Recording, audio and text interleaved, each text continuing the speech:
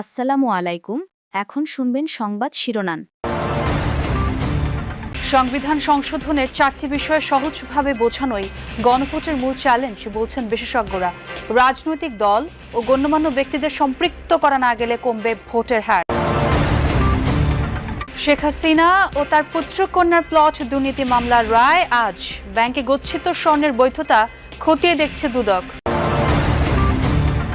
৭১-এর গণহত্যার দোসররা বিশৃঙ্খলা করতে চাইলে রুখে দেবে জনগণ, বললেন মির্জা ফখরুল। ধর্মের কথা বলে বিভ্রান্তি ছড়ানোর অভিযোগ। শীত জেকে না বসলেও গরম কাপড়ের কেনাকাটা শুরু করেছে রাজধানীবাসী। দাম এখনো কম, শিগগিরই বিক্রি আরও বাড়ার আশা দোকানিদের। ১৬ ঘন্টায়ও নেভানো যায়নি হংকং চায়নার হাউজিং কমপ্লেক্সে লাগা আগুন। প্রাণহানি বেড়ে ৪৪, খোঁজ নেই ২৭৯ জনের। আসসালামু আলাইকুম। এতক্ষণ দেখছিলেন সংবাদ শিরোনাম, এখন দেখবেন বিস্তারিত। সংবিধান সংশোধন সম্পর্কিত 4টি বিষয় জনগণকে সহজ ভাষায় বোঝানোই হবে গণভোটের মূল চ্যালেঞ্জ। নির্বাচন বিশেষজ্ঞরা বলছেন, এ নিয়ে সরকারি প্রচারণার পাশাপাশি রাজনৈতিক দল ও স্থানীয় গণ্যমান্য ব্যক্তিদের সম্পৃক্ত করতে হবে। তা না হলে ভোটের হার কমবে বলে মনে করেন তারা। একই সাথে ভোট কেন্দ্র, বুথ এবং ভোট গ্রহণ কর্মকর্তা বাড়ানোর পরামর্শ দিয়েছেন বিশেষজ্ঞরা। ফেব্রুয়ারির প্রথম ভাগে হবে জাতীয় সংসদ নির্বাচন। এর মধ্যেই বিএনপি, জামায়াত সহ কয়েকটি দল প্রার্থীও ঘোষণা করেছে। সারা দেশেই বইছে নির্বাচনী আমেজ। অফিস, আদালত কিংবা চায়ের আড্ডা, সবখানেই ভোটের আলাপ। এই আলোচনায় নতুন করে এবার যুক্ত হয়েছে গণভোট প্রসঙ্গ। জুলাই জাতীয় সনদ বাস্তবায়ন আদেশে সংবিধান সংস্কার সম্পর্কিত বেশ কিছু প্রস্তাবে জনগণের সম্মতি আছে কিনা তা যাচাইয়ে মঙ্গলবার গণভোট অধ্যাদেশ জারি করেছে সরকার। অধ্যাদেশে বলা হয়েছে, ত্রয়োদশ জাতীয় সংসদ নির্বাচনের দিনই হবে গণভোট।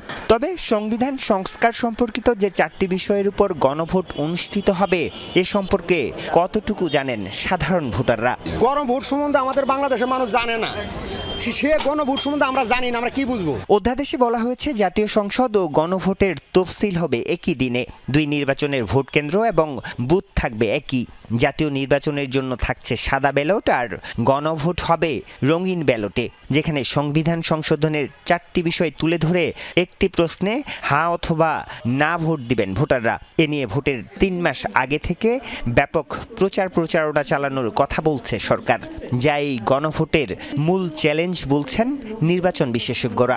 আমরা কতটুকু পারবো সাধারণ মানুষকে রিচ করতে, এই প্রশ্নগুলো কতটুকু তারা বুঝতে পারবে, বুঝে ভোটটা দিবে, এটা একটা রয়ে গেছে। দ্বিতীয়ত হচ্ছে আরেকটা, যে মানুষ আসলেই ভোটটা দিবে কিনা। সর্বস্তরের মানুষকে যদি ইনভলভ করা যায় এই প্রচারণায়, তাহলে কিছুটা হয়তো কাজ হতে পারে। পূর্বাঞ্চলে প্লট বরাদ্দ অনিয়মের অভিযোগে দুদকের করা পৃথক 3 মামলায় শেখ হাসিনা, জয় ও পুতুলের বিরুদ্ধে রায় ঘোষণা হবে আজ। ঢাকার বিশেষ জজ আদালত 5-এর বিচারক মোহাম্মদ আবদুল্লাহ আল মামুন এ রায় ঘোষণা করবেন। 3 মামলায় শেখ হাসিনা, তার পরিবার সহ আসামি করা হয় 47 জনকে। 91 জনের সাক্ষ্য গ্রহণে উঠে আসে ধানমন্ডিতে প্লট থাকা সত্ত্বেও তা গোপন করে রাজুকের প্লট নেন শেখ হাসিনা ও তার ছেলে মেয়ে। এমনকি রাজুকের আইনও অমান্য করে অত্যন্ত গোপনে প্লট বরাদ্দ নেওয়া হয়। এই 3 মামলায় শুরু থেকে শেখ হাসিনা, তার ছেলে সজীব ওয়াজেদ জয় ও মেয়ে সাইমা ওয়াজেদ পুতুল পলাতক রয়েছেন। গ্রেফতার থাকা একমাত্র আসামি রাজুকের সাবেক সদস্য খুরশিদ আলম। গত রোববার বিচারক মোহাম্মদ আবদুল্লাহ আল মামুন রাষ্ট্র ও আসামি পক্ষের যুক্তি উপস্থাপন শেষে 3 মামলায় রায় ঘোষণার জন্য 27 নভেম্বর দিন ধার্য করেন। অভিযোগ প্রমাণিত হলে শেখ হাসিনার সর্বোচ্চ সাজা যাবজ্জীবন হবে বলে প্রত্যাশা করছেন দুদক আইনজীবীরা। দুদকের দাবি, প্রধানমন্ত্রীর ক্ষমতার অপব্যবহার করে প্লট নেন শেখ হাসিনা ও তার বোনের পরিবার। শেখ রেহানার মেয়ে টিউলিপ সিদ্দিকের প্লট দুর্নীতি মামলার রায় দেয়া হবে 1 ডিসেম্বর। মৃত্যুদণ্ডপ্রাপ্ত ক্ষমতাচ্যুত প্রধানমন্ত্রী শেখ হাসিনাকে ফেরত চেয়ে বাংলাদেশের পাঠানো চিঠি পর্যবেক্ষণ করছে ভারত। বুধবার নয়াদিল্লিতে নিয়মিত প্রেস ব্রিফিংয়ে ভারতের পররাষ্ট্র মন্ত্রণালয়ের মুখপাত্র রণধীর জয়সওয়াল এই মন্তব্য করেন। আমরা চিঠি পেয়েছি। চলমান বিচার ও দেশটির অভ্যন্তরীণ আইনি প্রক্রিয়ার অংশ হিসেবে অনুরোধটি পরীক্ষা করে দেখা হচ্ছে। আমরা শান্তি, গণতন্ত্র, অন্তর্ভুক্তি এবং স্থিতিশীলতা সহ বাংলাদেশের জনগণের সর্বোত্তম স্বার্থের প্রতি অঙ্গীকারবদ্ধ। এক্ষেত্রে আমরা অব্যাহতভাবে সকল অংশীজনের সঙ্গে গঠনমূলকভাবে যুক্ত থাকব। স্বাধীনতা যুদ্ধের সময় গণহত্যার দোসররা এখন একই কাজ করতে চাইলে তা রুখে দেবে জনগণ, এই হুঁশিয়ারি দিয়েছেন বিএনপি মহাসচিব মির্জা ফখরুল ইসলাম আলমগীর। গতকাল সন্ধ্যায় দিনাজপুরের চিরির বন্দরে এক পথসভায় একথা বলেন তিনি। একই দিনে গণভোট আর জাতীয় নির্বাচন হলে জেনোসাইড হবে বলে সম্প্রতি জামায়াত আমিরে দেয়া বক্তব্যের প্রতিক্রিয়ায় এই কথাই বলেন তিনি। মির্জা ফখরুল বলেন, একটি দল ধর্মের কথা বলে জনগণকে বিভ্রান্ত করতে চায়, এটি ঠিক নয়।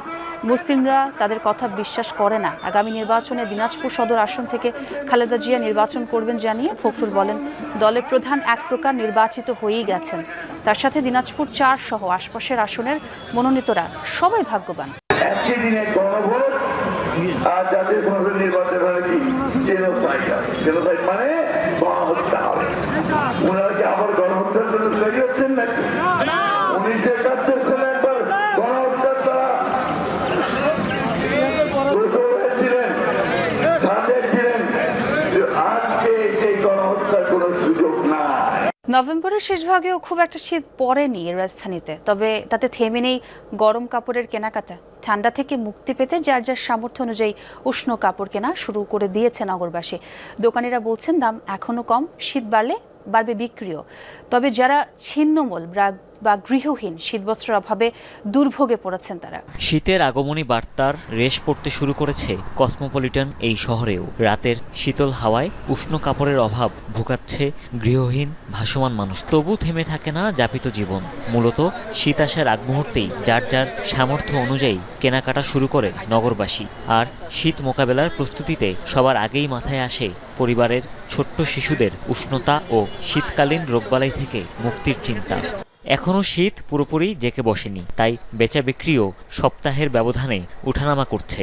তবে ব্যবসায়ীদের সংগ্রহে নতুন সংযোজন তীব্র শীতের দেশের ডাউন জ্যাকেট ও স্নো প্যান্টস। প্রবাসী বাঙালি শিক্ষার্থীদের পাশাপাশি ভ্রমণ পিপাসুরাই এই ভারী শীতবস্ত্রের ক্রেতা।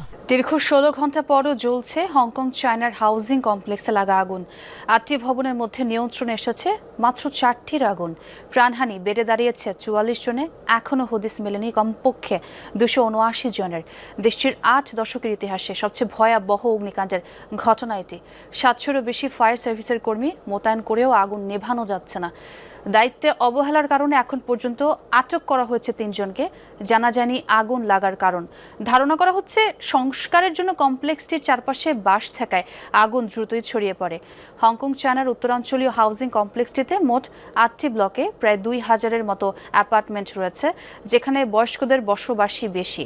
অগ্নিকাণ্ডের এই ঘটনায় শোক জানিয়েছেন চীনের প্রেসিডেন্ট শি জিনপিং। বিভিন্ন দলের প্রার্থীদের প্রচারণায় মুখর যশোর 1 আসন। দীর্ঘ সময় ধরে হাতছাড়া আসনটি নিজেদের করে নিতে চায় বিএনপি। সুষ্ঠু নির্বাচন হলে জয়ের আশাই করছেন এনসিপির মনোনয়ন প্রত্যাশী। পিছিয়ে নেই জামায়াতও। ভোটাররা চান এমন জনপ্রতিনিধি যার হাত ধরেই ত্বরান্বিত হবে শাসার উন্নয়ন। শহর থেকে গ্রাম সবখানেই এখন নির্বাচনী আমেজ। গণসংযোগ, লিফলেট বিতরণ ও সভা সমাবেশে দিন কাটছে বিভিন্ন দলের মনোনীত প্রার্থীদের। ভোটের হাওয়া বইছে যশোর 1 আসনেও। শার্শা উপজেলা নিয়ে গঠিত আসনের প্রতিটি অলিগলি ছেয়ে গেছে ব্যানার ফেস্টুনে। কর্মী সমর্থকদের নিয়ে দিনরাত নির্বাচনী এলাকা চষে বেড়াচ্ছেন প্রার্থীরা।